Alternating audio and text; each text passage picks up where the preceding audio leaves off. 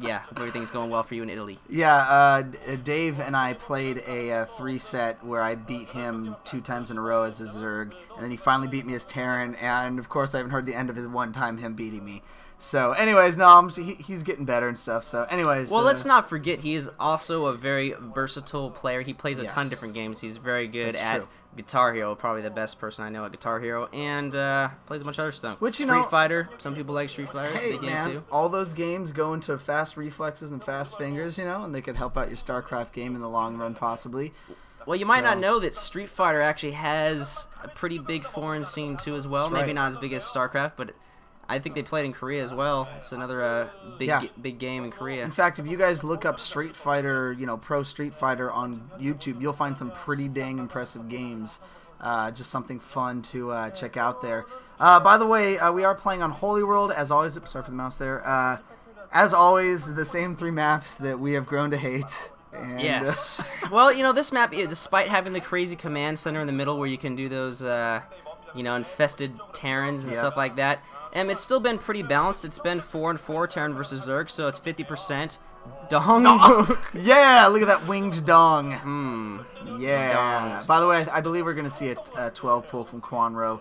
And looks like Casey's playing pretty standard right now. There's no proxies or anything going on. So 12 something. There's 12 hatch right there. Okay, not a 12 and pull. so we are going to see this a standard opening. Zerg versus Terran on this map. They are cross positions. Right. So it's definitely going to give each player plenty of time to set up. And it looks like just barracks with another supply depot. So unless we see gas here, we'll probably see a command center coming up next for Casey. Yeah, and nobody has scouted anyone yet. It looks like the drone is just about to get in. Is he going to get past the wall?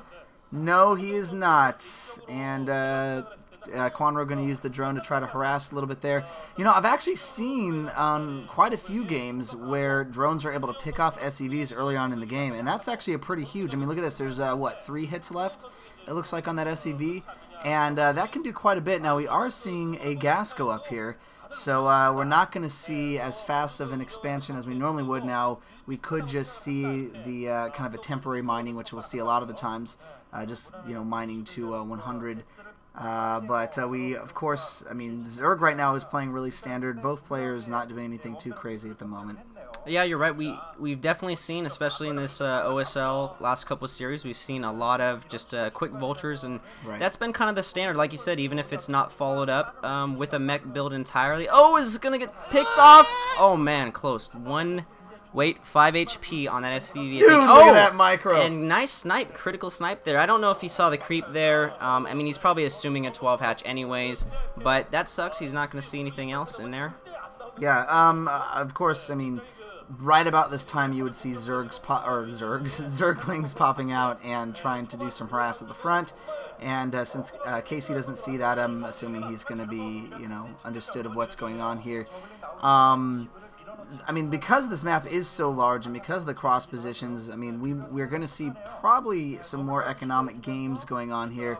It's what I'm assuming. Both players are probably going to build up now. Now, we don't see how long the game is. I actually have the video positioned to where we can't see the duration, which is kind of cool. So we actually have no idea when the game ends. And I know that's kind of been a complaint a lot of times for other commentators. Like, well, we know when the game ends, and you know exactly what's going to happen. But nice sunk in there, keeping out the scout. So it looks like Kwanro is really focused on trying to keep things secretive.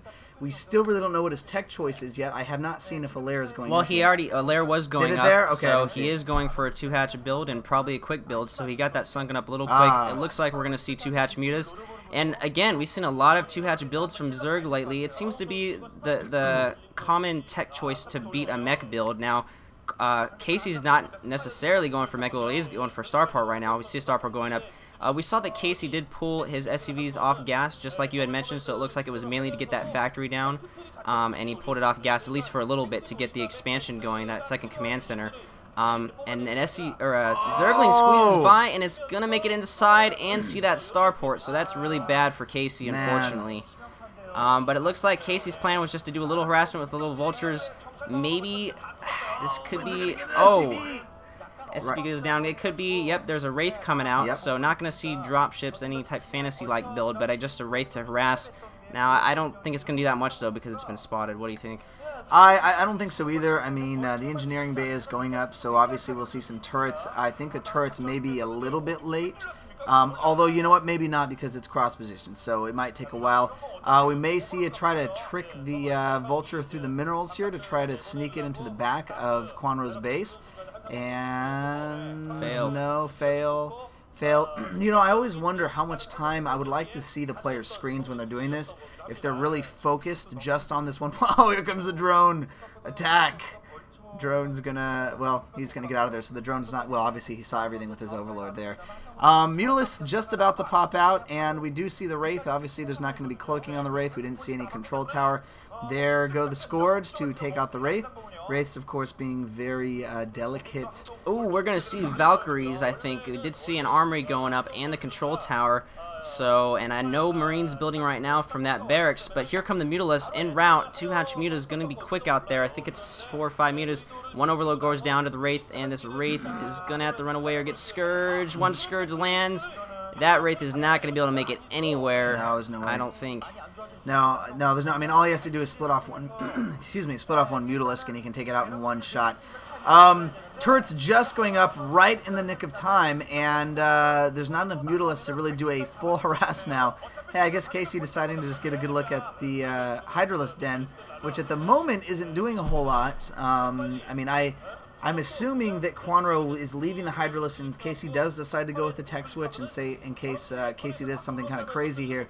But Casey, if he can, oh, here we go. Where are the turrets? Here we go. Where are the turrets in the main here? Kwanro's going to do a ton of damage. Valkyrie is out finally. He's going to have to really control that Valkyrie and be careful not to get picked off. He almost does, but still these Mutalisks are still going to be doing a lot of damage. One Valkyrie is kind of enough to fend him off, but he's already got quite a few kills. I didn't see how many kills he got on those Mutas, but probably, what, 5 or 6, 7 now, maybe?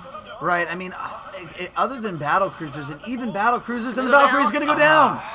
This is not looking good for Casey at all. I was going to say that Terran Air just seems to be really fragile, and Valkyries, you know, obviously less fragile than Wraiths go, but other than seeing Fantasy use them, I mean, in even Fantasy, I would say 50% of the time, he fails with them.